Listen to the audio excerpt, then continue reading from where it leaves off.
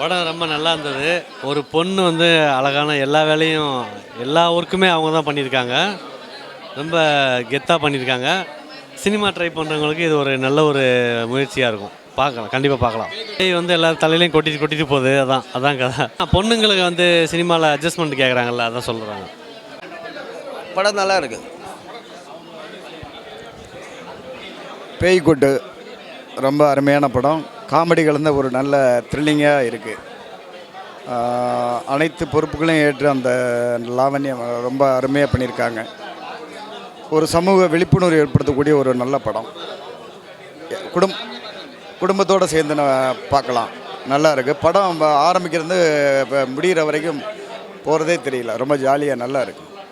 அதான் சோஷியல் சமூக விழிப்புணர்வு வந்து சொல்லியிருக்காங்க. நல்லா இருக்குது படம். பேய் கொட்டு டைட்டிலே ஒரு டிஃப்ரெண்ட்டாக இருக்குது. அதுக்காக தான் இந்த படம் பார்க்க வந்தேன். படம் நல்லா இருக்குது. ஃபஸ்ட்டு முயற்சி லாவண்யா மேடம் நல்லா பண்ணியிருக்காங்க. டபுள் ஆக்டிங் அவங்களே பண்ணியிருக்காங்க, பரவாயில்ல. பேய் கொட்டுன்றது மக்கள் மனசில் ஒரு ஆனந்த கொட்டாக இருக்கும்னு நம்புகிறேன். ஏன்னா எவ்வளோ புது படங்கள் பார்க்குறோம், அதில் இந்த படம் பரவாயில்ல. பொதுமக்கள் அவங்க நிறைய பேர் வந்து கண்டிப்பாக பார்க்கணும், நல்லாயிருக்கும். அப்புறம் நம்ம செம்பருத்தி சீரியல் பட்டம்மா நடிச்சிருக்காங்க, ரொம்ப சூப்பராக நடிச்சிருக்காங்க.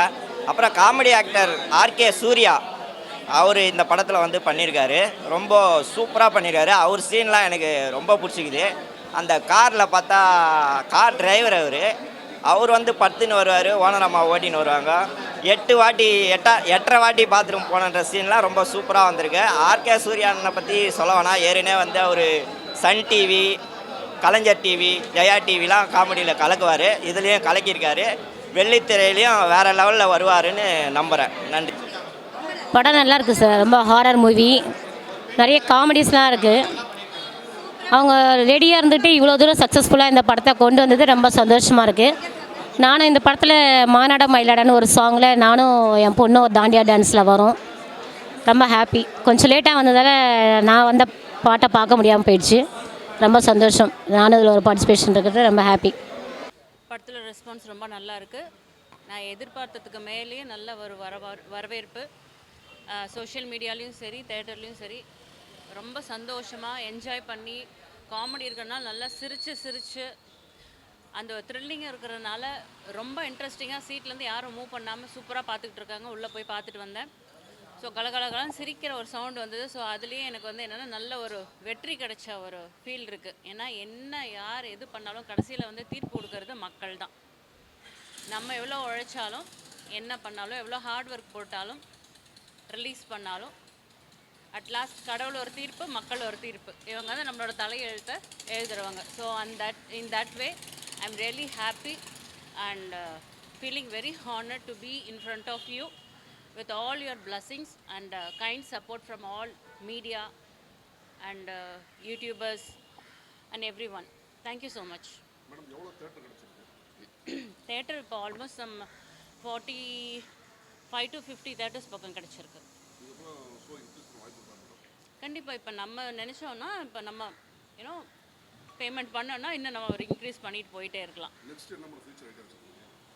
என்ன ஃபியூச்சர், இந்த ஒரு ஹாரர் அண்ட் காமெடி இந்த காம்பினேஷன் எனக்கு ரொம்ப பிடிச்சிருக்கு. ஏன்னா மக்களுக்கு பிடிக்கும், அதனால எனக்கும் பிடிக்கும். ஸோ ஏதோ ஒரு விஷயம் த்ரில்லிங்காக இருக்கும்போது அதை பார்க்கணும், ஒரு கியூரியாசிட்டி இருக்கும்.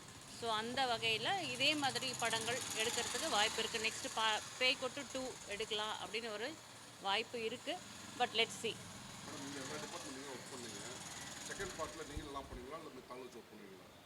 இல்லை, இப்போ வந்து ஃபஸ்ட்டு டைம் ஒரு விஷயம் பண்ணுறோம், ஒரு சாதனைக்காக பண்ணுறோம். எதனால் அப்படின்னா, ஒரு கருத்தை வந்து மக்கள்கிட்ட கொண்டு போய் சேர்த்தணும். இப்போ சாதாரணமாக நம்ம ரோட்டில் போய் நடந்து போயிட்டுருக்கோம், நம்ம என்ன சொல்லணும் யாரும் திரும்பி பார்க்க போகிறதில்ல. சரி, நம்ம ஏதோ ஒரு ப்ரொடியூசர் ஆகிறோம், டைரக்டர் ஆகிறோம், அதுவும் எல்லோரும் பண்ணுற மாதிரி ஒரு விஷயந்தான். அப்படி நம்ம ஒரு கருத்து சொன்னாலும் அது வெளியே வராது. ஆனால் ஒரு விஷயத்தை நம்ம டிஃப்ரெண்ட்டாக பண்ணிவிட்டு அதுக்கப்புறம் நம்மளோட கருத்தை மக்கள்கிட்ட சொன்னால் கண்டிப்பாக அது பதியும் அப்படிங்கிற விஷயத்த நான் நம்பினேன்.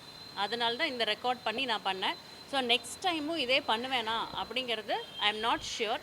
பட் மற்றவங்க எல்லாத்துக்கும் வந்து ஆப்பர்ச்சுனிட்டிஸ் கொடுக்கலாம் அப்படின்னு நினைக்கிறேன். இந்த படத்துலேயும் நான் வந்து ஆக்டர்ஸ், எல்லா நியூ ஆக்டர்ஸ் நிறைய பேத்துக்கு வந்து ஆப்பர்ச்சுனிட்டி கொடுத்துருக்கேன். அண்டு நல்ல பாப்புலர் ஆர்டிஸ்ட், ஃபிலிம் ஆர்டிஸ்ட் நிறைய பேத்துக்கும் இதில் வந்து நடிச்சிருக்காங்க. வாய்ப்பு படம் பண்ணுவீங்க. நெக்ஸ்ட் வெளி வெளி படம் புரியல.